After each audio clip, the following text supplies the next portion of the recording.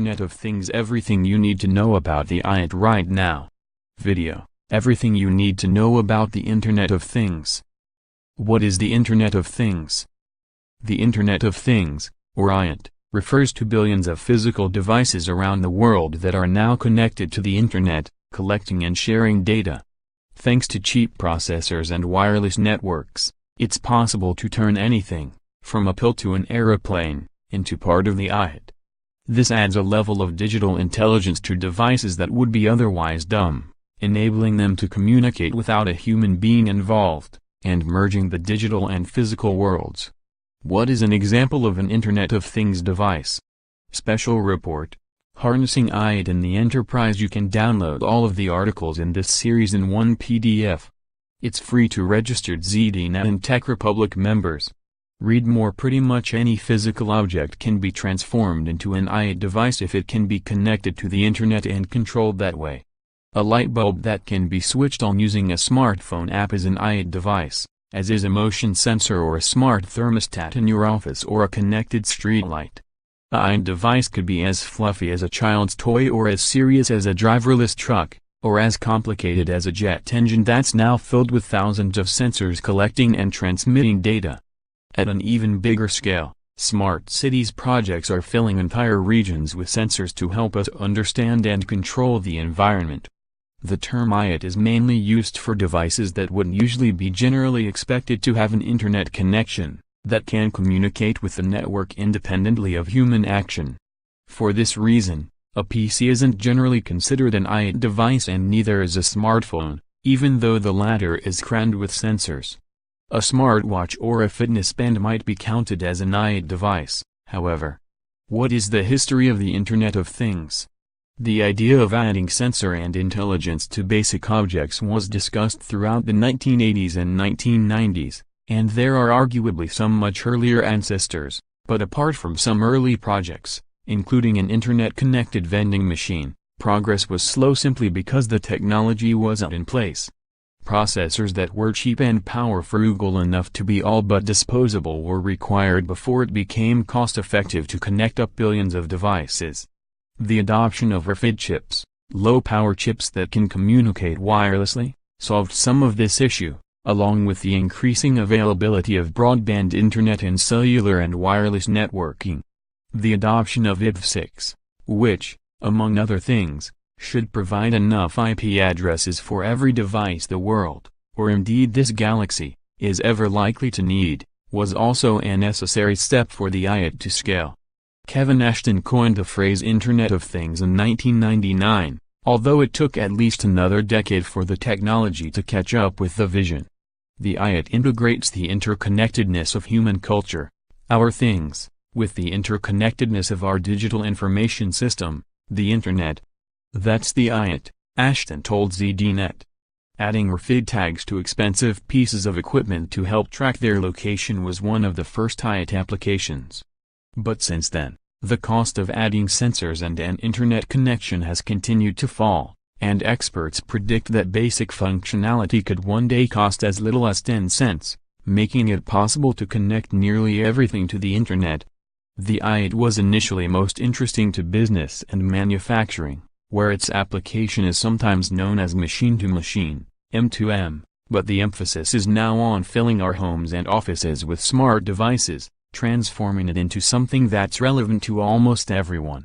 Early suggestions for Internet-connected devices included blogjects, objects that blog and record data about themselves to the Internet, ubiquitous computing, or UbiComp, invisible computing, and pervasive computing.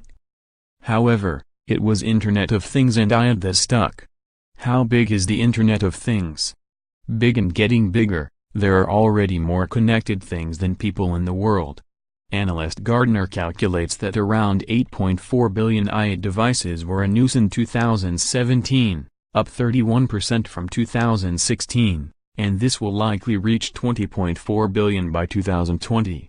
Total spending on IoT endpoints and services will reach almost $2 trillion in 2017, with two-thirds of those devices found in China, North America and Western Europe, said Gartner.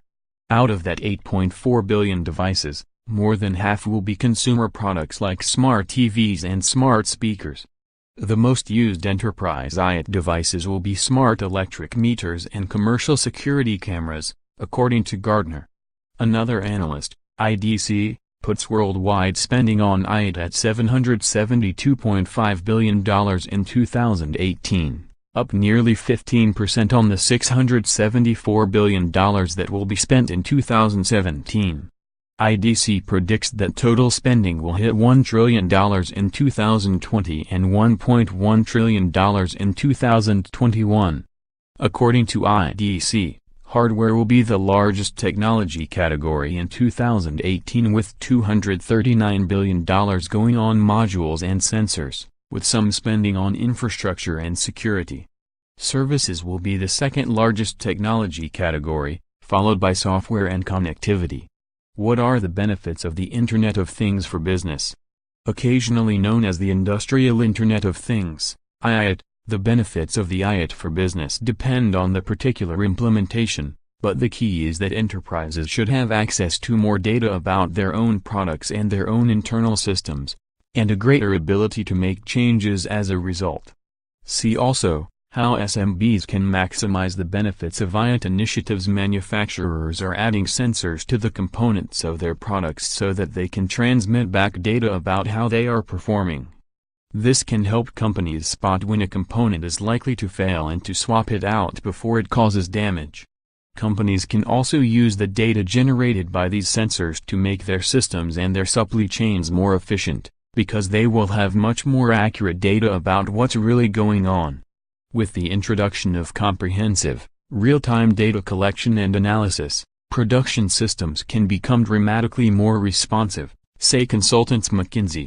Enterprise use of the IoT can be divided into two segments: industry-specific offerings like sensors in a generating plant or real-time location devices for healthcare, and IoT devices that can be used in all industries, like smart air conditioning or security systems. While industry-specific products will make the early running, by 2020 Gartner predicts that cross-industry devices will reach 4.4 billion units, while vertical-specific devices will amount to 3.2 billion units. Consumers purchase more devices, but businesses spend more. The analyst group said that while consumer spending on IoT devices was around $725 billion last year, businesses spending on IoT hit $964 billion. By 2020, business and consumer spending on IoT hardware will hit nearly $3 trillion. The Internet of Things, broken down by industry. For IDC, the three industries that are expected to spend the most on IoT in 2018 are manufacturing, $189 billion, transportation, $85 billion, and utilities, $73 billion. Manufacturers will largely focus on improving the efficiency of their processes and asset tracking, while two-thirds of IoT spending by transport will go toward freight monitoring, followed by fleet management. IoT spending in the utilities industry will be dominated by smart grids for electricity, gas, and water. IDC puts spending on cross-industry IoT areas like connected vehicles and smart buildings at nearly $92 billion in 2018. What are the benefits of the Internet of Things for consumers? The IoT promises to make our environment, our homes and offices and vehicles, smarter, more measurable, and chattier. Smart speakers like Amazon's Echo and Google Home make it easier to play music, set timers, or get information. Home security systems make it easier to monitor what's going on inside and outside, or to see and talk to visitors. Meanwhile, smart thermostats can help us heat our homes before we arrive back, and smart light bulbs can make it look like we're home even when we're out. Looking beyond the home, sensors can help us to understand how noisy or polluted our environment might be. Autonomous cars and smart cities could change how we build and manage our public spaces. However, many of these innovations could have major implications for our personal privacy. The Internet of Things and Smart Homes. The house that Alexa built, an Amazon showcase in London in 2017.